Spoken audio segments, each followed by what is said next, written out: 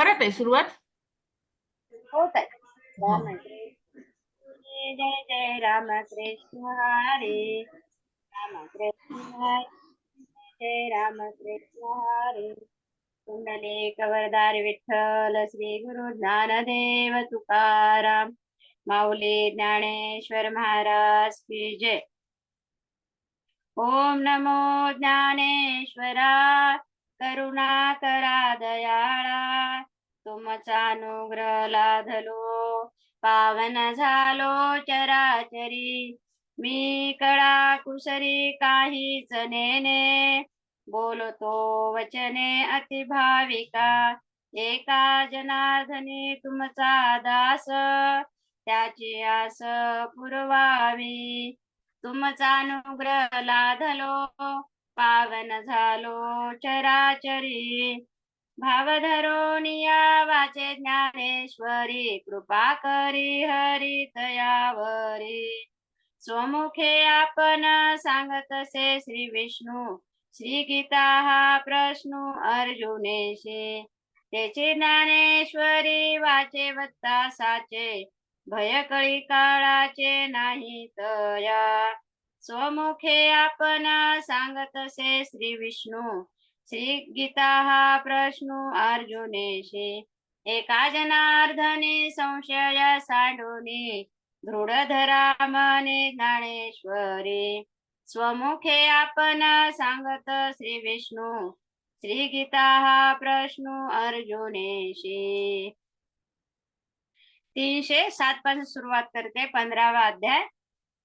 दृश्यपणे देखिजे का ज्ञेत्व जाणिजे अमुके ऐसे म्हणजे ते जी नव्हे. अर्थ ते पाहू गेले असता दिसावे जणू गेले असता समजावे किंवा अमुक वस्तू प्रमाणे आहे असे म्हणता यावे असे नाही. गीतेचा श्लोक.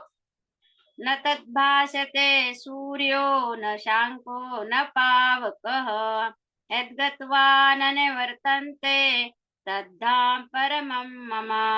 अर्थ ज्या स्वयंप्रकाशमान परमपदाला सूर्य प्रकाशित करीत नाही चंद्रमा देखील नाही आणि अग्नीही प्रकाशित करू शकत नाही तसे ज्या ठिकाणी पोहोचल्यावर मनुष्य पुन्हा संसाराच्या चक्रात परत येत नाही ते माझे परमधाम होय.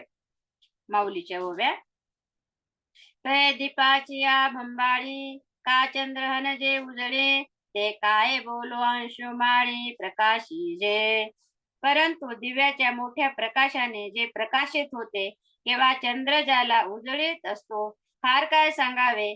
ज्या सूर्यापासून सर्व जग प्रकाशित होते त्याच्या प्रकाशाने ते अवघेची दिसणे ज्याचे का देखणे विश्व भासतसे जेने लपालेने. जे संपूर्ण दिसणे आहे ते त्या परमात्मा वस्तूला न पाहणेच होय.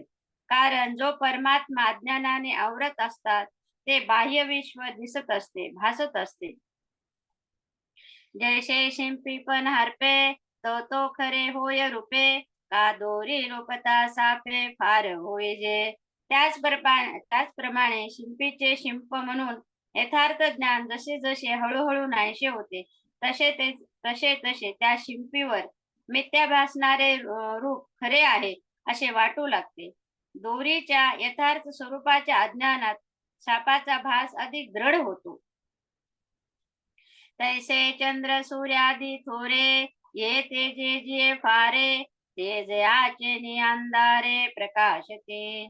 चंद्र सूर्यादी ही ज्या प्रखर तेजाने महत्वाला प्राप्त झाली आहेत ते ज्या स्वरूपाच्या अंधारात प्रकाशित होते ते वस्तू की तेजो राशी सर्वभूतात्मक सरशी चंद्र सूर्याच्या मानसी प्रकाशे जे. ती परमात्मा वस्तू दिव्य तेजाची राशी आहे. सर्व भूत मात्रामध्ये ती सम प्रमाणात आहे. ती चंद्र सूर्यांनाही प्रकाश देते. म्हणून चंद्र सूर्य कडवसा पडती वस्तूच्या प्रकाशा या लागी तेजसे तेजशा ते वस्तू गा. या विश्वात चंद्र सूर्याच्या रूपाने परमात्मा वस्तूच्या प्रकाशाने कडवशे पडले आहेत. म्हणून चंद्र सूर्यादी तेजस्वी पदार्थामध्ये जे तेज भरलेले आहे ते परब्रह्माचे स्वरूप आहे. आणि ज्याच्या प्रकाशी जगहार्पे चंद्रार्केशी सचंद्र नक्षरेते जैशी दिनोदयी. आणि त्या विशाल ज्ञानरूप प्रकाशामध्ये चंद्र सूर्यासह संपूर्ण विश्व लोप पावते. ज्याप्रमाणे सूर्योदय झाला असता चंद्रासह नक्षत्रे लोप पावतात, तैसे ना तरी प्रबोधलेने वेळे ते स्वप्नेचे डिडिमा मावळे, कानुरेचे सांज वेगळे मग मृग तृष्णिका. तैसे जे वस्तूच्या ठाई कोणीच का बासू नाही, ते माझे निधाम पाही पाठाचे हे. त्याचप्रमाणे ज्या वस्तूच्या ठिकाणी स्थूल सूक्ष्म द्वैत अद्वैत जसा कोणताही मिथ्याभास राहत नाही, ते माझे श्रेष्ठ निजधाम हेतू जा. पुढती जे येत गेले ते न घेतची मागुती पावले, मोदधी कामनेले स्रोत जैसे. ज्याप्रमाणे महासागराला मिळाले नद्यांचे ओघ पुन्हा माघारी उगमस्थानी वळत नाहीत, त्याचप्रमाणे ते आत्मज्ञाने निजधामाला आले की परत जन्म मरण चक्राकडे परत येत नाही.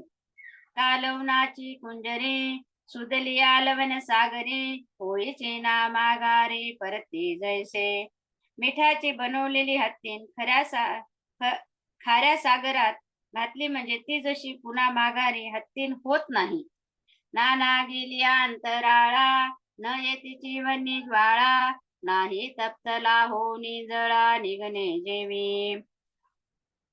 ज्याप्रमाणे अग्नीच्या ज्वाळा आकाशात पोकळीत गेल्यानंतर परत अग्नीजवळ येत नाहीत, किंवा तापलेल्या लोखंडावर टाकलेले पाणी जसे नाहीसे होऊन परत माघारी येत नाही, तेवी म्हणजे एकवट जे झाले ज्ञाने चोकट, तया पुनरावृत्तीची वाट मोडली गा. त्याप्रमाणे शुद्ध आत्मज्ञानाने जे माझ्याशी एकरूप झाले ते पुनर्जन्मापासून मुक्त होतात. तेथे प्रज्ञा पृथ्वीचा राहो, पार्थु मने जी जी पसावो, परी विनंती की देवो चित्त देतो. यावर बुद्धिरूपी पृथ्वीचा राजा जो अर्जुन तो म्हणाला, महाराज आपण मला जे आत्मज्ञान सांगता आहात हा आपला कृपा प्रसाद आहे, परंतु माझ्या एका विनंतीकडे देवाने लक्ष द्यावे. तरी देवेशी स्वयं एक होती, मग मागवते जे न येते ते देवीशी भिन्न की अभिन्न. जे पुरुष देवाच्या स्वरूपात जाऊन मिळाल्यावर पुन्हा जन्माला येत नाही, ते पूर्वी देवाच्या स्वरूपापासून भिन्न होते की एकरूप होते. जरी भिन्नची अनादि सिद्धी तरी न येतीचे संबंध, ते फुला गेले षटपद ते फुलची होती. जे पुरुष देवाच्या स्वरूपात जाऊन मिळाल्यावर पुन्हा जन्माला येत नाही, ते पूर्वी देवाच्या स्वरूपापासून भिन्न होते की एकरूप होते.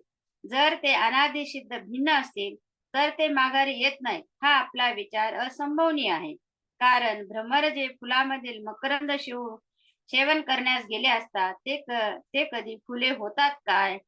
पैलक्षा उनी अनारेशे बाणलक्षी शिवोनी जैसे, मागुते पडते तैसे येते चिना. स्वरूपापासून लक्षाहून वेगळे असणारे बाण जसे लक्षाला वेधून पुन्हा वेगळे पडतात, तसे ते पुरुष देवाच्या स्वरूपाला स्पर्श करून देवाशी ऐक्य न पावता पुन्हा माघारी येतीलच. ना तरी तुची ते स्वभावे तरी कोणे कोणाशी मिळावे, आपणाशी आपण रुसावे शस्त्रे केवी. अथवा ते पुरुष स्वभावताच तूच असशील म्हणजे त्याचे व तुझे मूळचे ऐक्य असेल, तर मग कोणी कोणाला मिळवायचे असे पहा, शस्त्राने शस्त्राचा छेद होतो काय? म्हणून तुझशी अभिन्न जीवा तुझा संयोग वियोग देवा, नये बोलो अवयवा शरीराशी. म्हणून देवा ज्याप्रमाणे शरीर व शरीराचे अवयव यांचा संयोग अथवा वियोग होतो असे म्हणता येत नाही, त्याचप्रमाणे तुझ्याशी अभिन्न जे जीव त्याच्याशी तुझा संयोग अथवा वियोग होतो असे म्हणता येत नाही. आणि जे सदा वेगळे तुझशी त्या मिळणी नाही कोणे दिवशी, मायेती न येती हे कायसी वाया बुद्धी. बरे जे सदैव तुझ्या स्वरूपापासून भिन्न आहेत ते केव्हाही तुझ्या स्वरूपात ऐक्य पावावयाचे नाही. मग ते माघारी येतात किंवा येत नाहीत असा व्यर्थ समजूत का करून घ्यावी. तरी कोण गा हे तू ते पाहुणी न येती मागवते हे विश्व तो मुखा माते भुजावी गा. ज्याला सर्वत्र मुखी आहेत असा देवा तुमच्या स्वरूपामध्ये ऐक्य पावल्यावर कोण माघारी येत नाहीत हे मला समजून सांगा. ये आक्षेपी अर्जुनाचा तो शिरोमणी सर्वज्ञाचा तोषला बोध शिष्याचा देखोनिया. अर्जुनाने अशी शंका निर्माण केल्यावर ते सर्वज्ञाचे शिरोमणी श्रीकृष्ण आपल्या शिष्याला अध्यात्माचा बोध झालेला पाहून संतुष्ट झाले. मग मनेगा महामती माते पाहुणे न ये पुढती ते भिन्न भिन्न रीती आहाती दोन्ही. आणि मग ते म्हणाले, हे महाबुद्धिमान अर्जुना, जे माझ्याशी ऐक्य पाहून पुन्हा जन्माला येत नाही ते भिन्न आणि अभिन्न असे दोन्ही प्रकारचे लोक आहेत.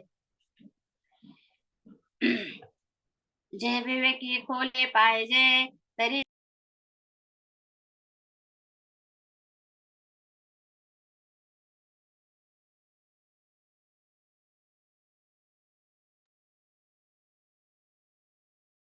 आवाज गेला ताई.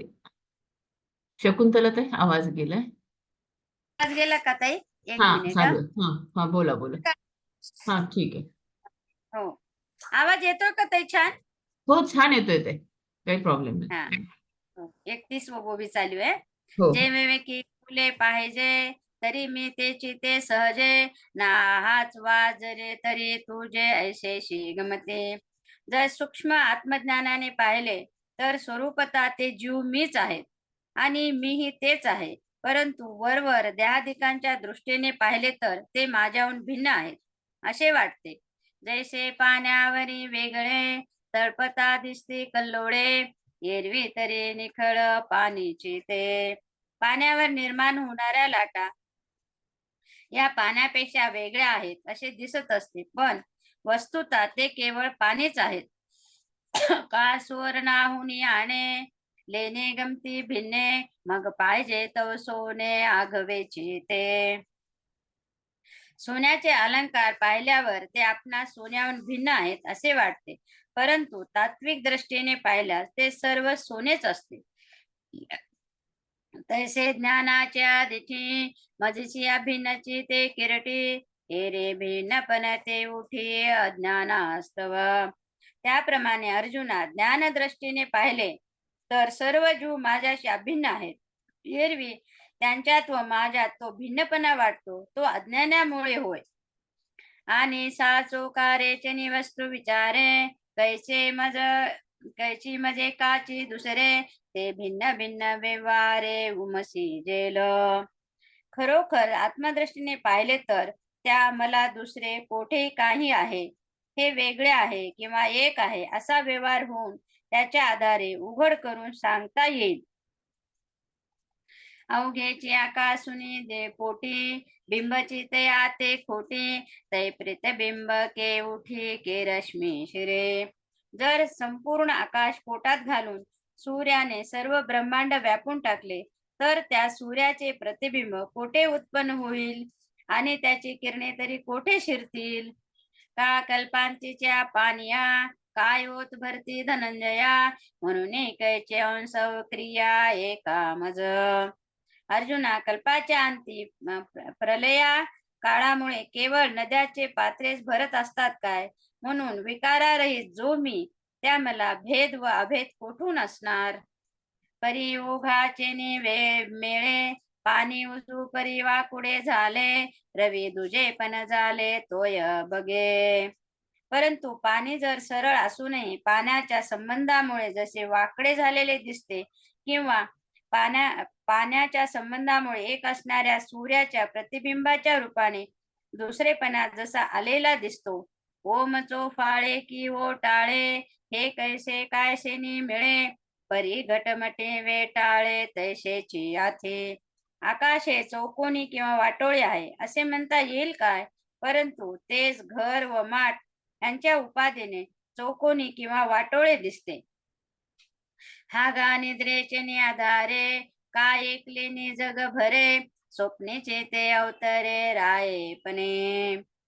जेव्हा झोपेत स्वप्नामध्ये एखादा माणूस राजा होतो, त्यावेळी एका एकट्या माणसाकडून सर्व जग राज ऐश्वर्याने भरले जात नाही काय? का मिनल्या किडाळे वाने भेदासिये सोळे, तैसे स्वमाये वेटाळे शुद्ध जैमी. किंवा 100 नबरी सोन्यात किडाळ मिसळल्यावर जे जसे कसास कमी उतरते, त्याचप्रमाणे परिशुद्ध असा जो मी जेव्हा मायेने परिवेष्टित होतो, त्यावेळी माझे ठिकाणी जीव व ईश्वर हे भाव निर्माण होतात. तया ज्ञाने रूढे तेने कोण विकल्पाचे मांडे, मग विहुरोनी की जे पुढे देहो मी ऐसे. जेव्हा आवरणात्मक अज्ञान महत्वाला प्राप्त होते, त्यावेळी मी कोण असा विकल्प निर्माण होतो. मग अज्ञानाच्या अवस्थेत मी देह म्हणजे देह असा दृढ निश्चय होतो. श्लोक गीतेचा. ममैवांशो जीवलोके जीवभूतः सनातनः, मनसेष्टांद्रियाणि प्रकृतीस्थानि कर्षते. अर्थ, या देहाला हा जीवात्मा माझाच सनातन अंश आहे आणि तोच या त्रिगुणमयी मायेत स्थित असलेल्या मनासह 5 इंद्रियाचे आकर्षण करतो. ऐसे शरीराची एवढे जे आत्मज्ञान वेगळे पडे, ते माझा अंशु आवडे थोडेपणे. शरीर म्हणजे आपण इतके मर्यादित ज्ञान होऊन व्यापक स्वरूपाहून ते वेगळे होते, तेव्हा मर्यादित झाल्यामुळे जीव हा माझा अंश आहे असे वाटते. समुद्र कावाये वशे तरंगाकार उल्हासे, तो समुद्रांशी ऐसा दिशे सानी वाजेवी. वाऱ्यामुळे सागरावर लाटा निर्माण होतात, त्या जसा सागराचा एक लहानसा अंश आहे असे दिसते. ते विजडा ते जीवविता देहांता उपजीविता, मी जीव गमे पंडसुता जीव लोके. त्याचप्रमाणे हे पंडुसुता, देहाचा अहंकार निर्माण झाल्यावर त्या देहाचा जो चालक तो या मृत्यू लोकामध्ये जीव रूप मीच आहे असे वाटते. ते जीवाच्या बोधा गोचर जो हा धांदा, तो जीव लोकी शब्द अभिप्रायो. त्या जीवाच्या दृष्टीने जो हा अखंड कर्म व्यापार चालतो, त्या जीवलोक असे म्हणतात. अगा उपजे निमने हे साचची जे मानने, तो जीव लोकू मी मने संसारुहन. अरे, ज्या ठिकाणी माणसाचा जन्म होतो व पुढे त्याचा मृत्यू होतो हे खरे म्हणून मानले जाते, त्या ठिकाणाला मी जीवलोक असे संसार असे म्हणतो. एवविद जीवलोके तू माते अवलोके, जैसा चंद्रुका उदकी उदका तित. अशा प्रकारच्या जीवलोकामध्ये तू मला अशा सूक्ष्म तऱ्हेने बघ. चंद्र जसा पाण्यामध्ये प्रतिबिंब रूपाने असूनही बिंबापेक्षा वेगळा आहे. पै काश्मीराचा रवा कुंकुमावरी पांडवा, आणि कागमे लोहिवा तो तरी नव्हे. अर्जुना, स्फटिकाचे मणी कुंकुमावर ठेवला असता लाल दिसतो, पण तो स्फटिक वस्तुस्थितीने तसा होत नाही. तैसे अनादि पण न मोडे, माझे कृत्व न खंडे, परी करता भोगता ऐसे आवडे ते जानगा भ्रांती. त्याचप्रमाणे मी जीव रूपाहून सर्व कर्म व्यवहार करीत असतो अथवा जन्म मरण रूप संसार चक्रात फिरत असलो तरी माझे कर्मरहित पण खंडित होत नाही, परंतु मी करता भोगता आहे असे वाटते. तो एक प्रकारचा भ्रम आहे असे समज. किमोनात्मा चोखटू होणे प्रकृतीशी एकवटू, बांधे प्रकृती धर्माचा पाठू आपण पेया. किंबहुना परमार्थता आत्मा नित्य शुद्ध बुद्ध मुक्त असूनही तो प्रकृतीशी ऐक्य पाहून तिच्या उपाधीने तिच्या धर्माचा अधिकार स्वीकारतो. ते मनादी साही इंद्रिये स्तोत्रादी प्रकृती कार्ये, ते माझे म्हणून होये व्यापारारूढ.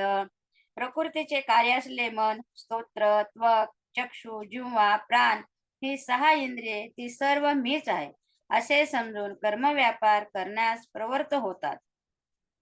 तैसे स्वप्नी परिव्राजे आपण पापन कुटुंब होय जे, मग त्याचे निधावे जे मोहे सैरा.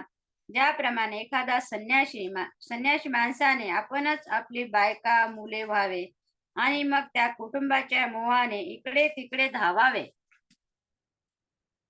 तैसे आपलिया विस्मृते आत्मा आपणची प्रकृती सारिखा गमवणे पोडती तेशीची भजे. त्याचप्रमाणे जीवात्मा आपल्या मूळ ब्रह्मस्वरूपाच्या अज्ञानाने आपणच प्रकृती रूप आहोत असे मानतो आणि त्या शरीरादी प्रकृतीच विषय संपादन करून सेवा करतो. मनाच्या रथी वळगे श्रवणाच्या द्वारी निघे मग शब्दाची आरिगे राना राना माझी. जीवात्मा मनाच्या रथावर बसून सर्वेंद्रियाचे द्वार शरीराबाहेर निघतो आणि मग शब्दाच्या रानात प्रवेश करतो. तोची प्रकृतीचा वाघोरा करीत्वतेच्या मोहरा आणि स्पर्शाच्या घोरा वना जाय. तोच प्रकृतीचा लगाम हातात धरून त्वचेच्या द्वाराने स्पर्शरूपी भयानक वनामध्ये जातो. कोणी के अवसरे रेगवणे नेत्राच्या द्वारी मग रूपाच्या डोंगरी सैरा हिंडे. कधी वेगाच्या द्वाराने बाहेर पडून रूपाच्या डोंगरात सैरपणे भटकत राहतो. कारसनेच्या वाटा निघो निघा सुबटा रसाचा दरकुटा भरोची लागे. किंवा अर्जुना जिभेच्या मार्गाने जाऊन अनेक प्रकारचे अन्नरस मावण्याचे पोटाचे गुह्य जेवणाने भरू लागतो. ना तरी येण्याचे घ्राणे मंदंशू करी निघणे मगंधाचे दारुणे आडवे नंगे. अथवा याच नाकाच्या द्वारे देहाचा स्वामी जो जीव तो बाहेर निघतो आणि मग गंधाचे मने ओलांडीत चालत राहतो. देहेंद्रिय नायके धरुणी मन जवळिके भोगी जते शब्दाधिके विषय भरणे. अशा तऱ्हेने देह आणि इंद्रिय याचा स्वामी मनाला जवळ करून शब्दाधिक विषयाचे समुदाय भोगतो. ताई वाचू का पुरे? सुचिता ताई? हो थोडस घ्या ना, 367 पर्यंत घ्या. हो, एक वेळ घेते, हो. हा 372 पर्यंत घेतलं तरी चालेल, जसं जमेल तसं. 367 पर्यंत घ्या. हा.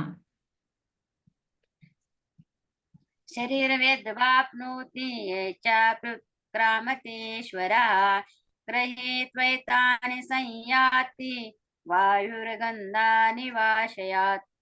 अर्थ, वायू हा गंधाच्या स्थानापासून गंधाचे जसे ग्रहण करून घेऊन जातो तसेच देहादिकांचा स्वामी जीवात्माही पहिल्या शरीराला सोडून जातो आणि मनासह इंद्रियाला घेऊन पुन्हा जे शरीर प्राप्त होते त्यात प्रवेश करतो. माऊलींच्या ओव्या. परी करता भोगता ऐसे हे जीवाचे तेची दिशे जय जय जय शरीर एका पैसे एका दिया. पण करता भोगता असे हे जीवाचे स्वरूप त्याच वेळी दिसते की ज्यावेळी तो जीव एखाद्या शरीरात कर्मानुसार प्रवेश करतो. जैसा थिला आणि विलासिया तैसे ओळखाये धनंजया ते राजसेवा ठाया वस्तीची ये. अर्जुना, एखादा पुरुष ऐश्वर्य संपन्न विलासी आहे हे तेव्हाच ओळखता येते की जेव्हा तो एखाद्या राजधानीत राहावयास येतो. तैसे अंकृतत्वाचा वाढो का विषेंद्रियाचा धुमाडो का जाणे जैते निवाडो ते देह पावे. त्याचप्रमाणे जीव हा ज्यावेळी स्थूल देह धारण करतो त्यावेळी जीवाच्या अहंकाराची वाढ किंवा विषयाच्या इंद्रियाचा धुमाकूळ स्पष्टपणे दिसण्यात येते. अथवा शरीराचे सांडे तरी इंद्रियाचे तांडे ते आपणा सवे जोडी घेऊन जाय. अथवा जीव ज्यावेळी स्थूल शरीराचा त्याग करतो त्यावेळी त्या सदैव साथ देणारे मन व इंद्रियाचा समुदाय संस्कार यांना घेऊन जातो. जैसा अपमानिला अतिथी ते सुकृताची संपत्ती काय सायखड्याची गती सूत्र तंतू. ज्याप्रमाणे अतिथी भोजनास आला असता त्याचा अपमान करून त्यास जर विनमुख परत पाठवले तर तो मालकाचे पुणे घेऊन जातो किंवा दोरा काढून घेतला तर कळसूत्री बाहुल्यांची गती थांबते. नाते मावळतेने तपणे मेजती लोकांची दर्शने हे असो धृती पवने ने जे जैसे. किंवा अस्तपावत असलेला सूर्य जसा लोकांची दृष्टी घेऊन जातो अथवा वाऱ्याकडून जसा फुलाचा गंध नेला जातो, आता ते दृष्टांत पुरे. तेथे मनषष्टा इंद्रिया, इंद्रिया ते धनंजया, देहराजूने देहापासून गेला. अर्जुना, त्याप्रमाणे देहराजू जेव्हा स्थूल देहातून बाहेर पडतो, त्यावेळी तो मनाबरोबर 5 इंद्रियाचे संस्कार घेऊन जातो. बस झालं. श्रोत्रम राहू दे, चक्षुश्च. हे उद्या घेऊयात. चालेल. हो, चालेल. हो हो आता हे करू का? मी आधी फसायदान आणि हे मग हो विवेचन सांगते ताई. हो हो हं? आधी हो पसायदान घ्या, मग विवेचन सांगा. श्री अनंता मधुसूदना पद्मनाभा नारायणा जगव्यापक जनार्दना आनंद घना विनाशा सकळ देवा कृपाळू आजी केशवा महानंदा मानुभवा सदाशिवा सहजरूपा चक्रधरा विश्वांबरा गरुडध्वजा करुणाकरा सहस्रपादा सहस्रकरा क्षीरसागरा शेषशयना कमलनयना कमलापती कामिनी मौना मदनमूर्ती भवतारका धरित्याक्षिती वामनमूर्ती त्रिविक्रमा अगाये सगुणा निर्गुणा जगज्जनित्या जगज्जीवना वसुदेव देवकी नंदना बाळरंगना बाळकृष्णा तुकाला लोटांगणी मज ठाव द्यावाजी चरणी हेची करीतशे विनवणी भो बंधने सोडवावे सकळ देवादी देवा कृपाळू आदि केशवा महानंद मानुभवा सदाशिवा सहजरूपा आता विश्वात्मके देवे येणे वाग्यज्ञ तोषावे तोषोनी मज द्यावे पसाय दान हे जे खळांची व्यंकटी सांडो तया सत्कर्मी रती वाढो भूता परस्परे पडो मैत्र जीवांचे दुरितांचे तिमिर जावो विश्व स्वधर्म सूर्य पाहो जो जे वांचिल तो ते लाहो प्राणी जात वर्ष सकळ मंगळी ईश्वर निष्ठांची मांदियाळी अनवर्त भूमंडळी भेटो तया भूता चला कल्पतरूचे आरव चेतना चिंतामणीचे गाव बोलते जे अर्णव पियुषाचे चंद्रमे जे अलांछन मार्तंड जे तापहीन ते सर्वाही सदा सज्जन सोयरे होतो किंबहुना सर्व सुखी पूर्ण हो नीती लोकी भजजो आदि पुरखी अखंडित आणि ग्रंथोपजीविये विशेषी लोकीये दृष्टाद्रष्ट विजय होवावे हेत म्हणे श्री विश्वेश्वरा हो हा होईल दान पसाओ येणे वरे ज्ञान देवो सुखिया झाला येणे वरे ज्ञान देवो सुखिया झाला हीच भावी माझी आस जन्मोजन्मी तुझा दास पंढरीचा वार करे वारी चुकोने देहारे संत संगे सर्व काळ आखड प्रेमाचा कल्लोळ चंद्रभागे स्नान तुका मागे हेची दान पंढरीचा वार करी वारी चुकोने देहारी कुंडली कवरदारी विठ्ठल श्री गुरु ज्ञानदेव तुकाराम माऊली ज्ञानेश्वर महाराज की जय जगद्गुरु तुकाराम महाराज की जय वासुदेव हरी सर्वांना जय श्री कृष्ण विवेचन सांगते तयाच हो हो देव श्रीकृष्ण म्हणते की सर्व जीव हे मला मिळूनच आहेत मी आणि जीव असं दोन्ही वेगळे असं काहीच नाही तर असं वाटते की मग वेगळं कसं दिसते तर तेव्हा शिंपीचं उदाहरण दिले म्हणजे शिंप जेव्हा दिसते तेव्हा रूप दिसत नाही रूप जेव्हा दिसते तर शिंप दिसत नाही जेव्हा शिंपीचा लोप होते तेव्हाच रूप दिसते जसं दोरीवर भासतो सर्प तर जेव्हा दोरीच्या अज्ञानामुळे सर्प भासतो तिथं सर्प नाहीच आहे जसं सांगितलं जग हे नाहीच आहे, हे सर्व मीच आहे. पण तुझ्या अज्ञानामुळे हे सर्व तुला दिसते आहे. जीव आणि ईश्वर तुला वेगळं वाटते, पण वेगळं काहीच नाही. जसं सूर्य, असं सोन्याचं उदाहरण दिले, सोने आणि दागिने. आपल्याला दागिन्याचा आकार दिसतो, पण वस्तुतः पाहिलं तर ते सोनच आहे.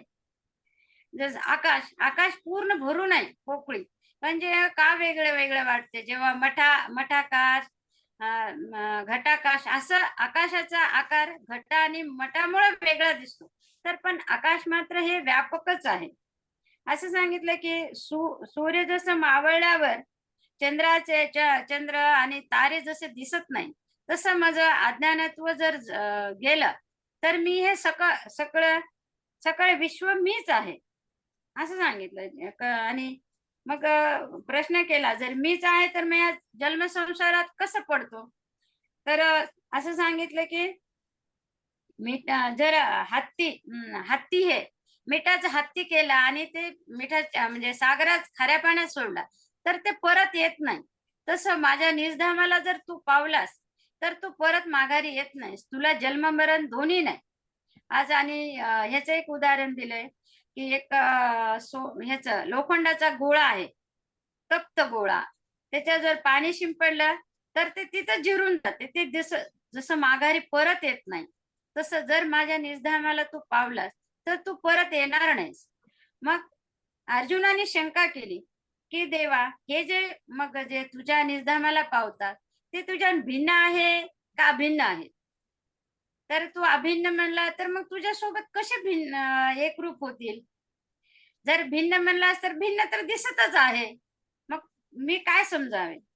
तर देव सांगतात, की तुझ्या अज्ञानामुळे ते भिन्न दिसते. सगळं जीव हे मी एकच आहे. मी आणि जीव तुझ्या अज्ञानामुळे जीव आणि ईश्वर हे तुला वेगळे वाटतात, मायामुळे. म्हणजे हे याच्यात 340 ह्याच्यात सांगितलंय ताई. का मिनल्या किडाळे वाणी बेची सोळे. म्हणजे जर 100 नंबरी सोनं आहे, पण त्या जर किडा मिसळलं, तर त्याचा कस कमी होतो. तसं मी परिशुद्ध आहे, पण मला मायाने जर वेष्टित केलं, तर जीव आणि ईश्वर असे भाव निर्माण होतात. खरं तर जीव आणि ईश्वर दोन्ही वेगळे नाही, ते एकच आहेत. म्हणजे मायामुळे तुला देह दिसतो, आणि देह दिसल्यामुळं ते म्हणजे असं सांगितलं, की समुद्र आणि समुद्राच्या लाटा हे वेगळे आहेत का? एकच आहेत. पण आपल्या त्या वाऱ्यामुळं लाटा वेगळ्या वाटते, समुद्र वेगळं वाटते. तसं सांगितलं, की अज्ञानामुळं जीव आणि ईश्वर हे तुला भिन्न वाटतात. खरं तर दोन्ही एकच आहे. मग त्याने असं सांगितलं, उदाहरण दिलं एक, जे स्फटिक आहे, ते जर एखाद्या लाल कलरवर ठेवलं किंवा लाल कपड्यावर ठेवलं, तर कपड्याचा लालपणा स्फटिकात दिसतो. पण खरं तर स्फटिक हे लाल नाहीये, ते पांढरच आहे. तसं सांगितलं, की मायामुळे मी हे ईश्वरपणा आणि जीवपणा आला. जसं त्या स्फटिकात लालपणा येतो, तसं जीव आणि ईश्वरपणा आला. खरं तर सर्व मिळून एकच आहे, असं सांगितलं. मग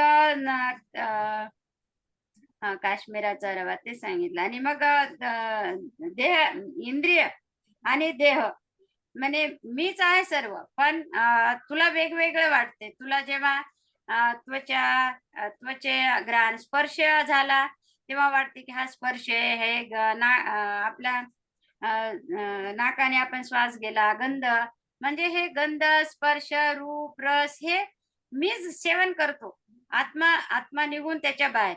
पण तुला हे सगळं वेगवेगळं वाटतं, पण असं हे वेगळं काही नाहीये. ममेवांशो जीव लोके, माझे जीव हे माझे सगळे अंश आहेत. ताई, तुम्ही बोला आता, मी किती बोलले. आलं का बरोबर? खूप छान आलं ताई. खूप चांगलं सांगितलं तुम्ही. काहीच प्रश्न नाही आहे. आणि मला असं लिहिता येत नाही. मी असं वाचले काल आणि मग मनात हे करूनच सांगितले. नाही, नाही. कारण खूप आता छान सांगितलं. की का सगळं एकच आहे आणि पूर्ण. हां. दिवसाचं शिक्षण, आता मी नाही म्हणते 60 वर्षाची आहे. खूप लहानपणी झालंय खूप लहान आणि इतकं खेडगाव होतं माहेर.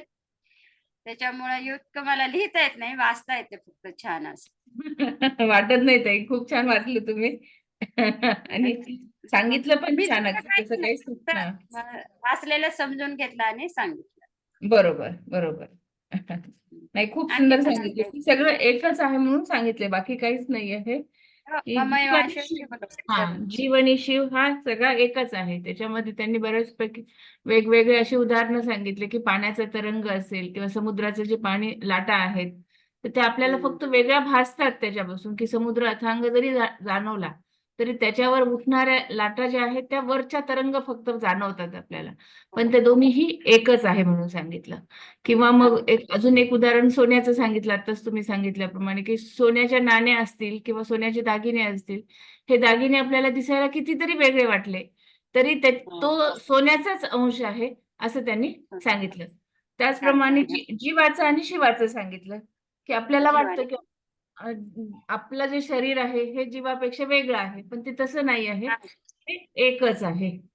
की फक्त आत्मा हा, उपाधी भेदाने वेगळं वाटते. हा, हे आपली उपाधी ही अज्ञानाची आहे आणि ईश्वराची माया उपाधी आहे. तसं बरोबर. आकाशाचं सांगितलंय की आकाश पूर्ण एकच आहे. हम्म, फक्त ते घटात असेल तर घटाकार वाटते, मठात असेल तर मठाकार वाटते. हे बरोबर. पाण्याचं एक उदाहरण सांगितलंय. समजा पाणी एकच आहे. आपण हा, ग्लासमध्ये ठेवलं तर ग्लासच्या आकाराचं राहते. बरोबर. समजा आपण पातेला ठेवलं तर पातेल्याच्या आकाराचं होते. अगदी बरोबर. हा म्हणजे आपण तसं त्या दृष्टीने बघू, तो आकार आपल्याला तिथे जाणवतो. पण झालं. तसं न न म्हणजे तसं अस्तित्वात नाही आहे. तर ते सगळं एकच रूप आहे आणि ठीक. ते सगळं रूप जे आहे ते शिवाचंच रूप आहे. एवढं त्यांनी हो. सांगितलं. हा, परमेश्वराचंच रूप आहे. त्याच्यामध्ये अंश जो आजच्या आहे तो ओळीत आजच्या परमेश्वराचा. एवढ्या ओळीमध्ये एवढं सांगितलं, जीव आणि ईश्वर बरं. एक आहेत. उपाधी भेदामुळे वेगळं वाटत. कुणी बरोबर. बोलणार असेल तर बोला, थोडा वेळ आहे, अजून 1 मिनिट.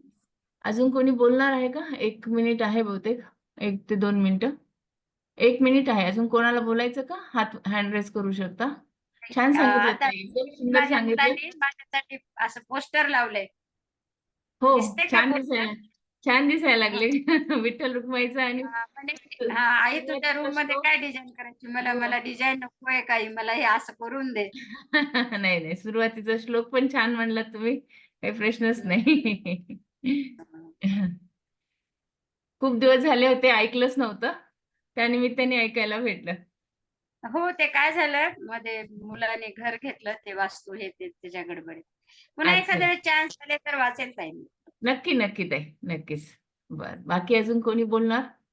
खूपच छान झालं म्हणून सांगितलं बघा. शरयूताई म्हणतात, "छान अगदी. छान वाचन झालं." नाही, प्रश्नच नाही. तुम्ही छानच सांगता, त्याच्यामुळे काही हेच नाही. आज खरं तर तुम्ही सांगणार म्हणून मी बघितलं पण नाही. नाही, तुम्ही मला काल खूप उशिरा पाहिलं की तुम्हीच विवेचन, मग मी काल काय केलं, अर्थ वाचला आणि मग थोडस मला नाही. थोडस अभ्यास आहे. मग ॲक्चुअली असं मला पण येत नाही. मी पण पहिल्यांदाच वाचत आहे सगळं. मग आता हो ना. सध्या रामदास दादा पण नसल्यामुळे मग कोणीतरी सांगायला हवं म्हणून काहीतरी थोडंफार वाचत आहे. बाकी हो. काहीच नाहीये. छान चालेल. अभ्यास केला की भाव धरून या वाचे ज्ञानेश्वरी, कृपा हो, करी हो. आणि दयावर. बरोबर. नाही, आता ही एवढी एकदा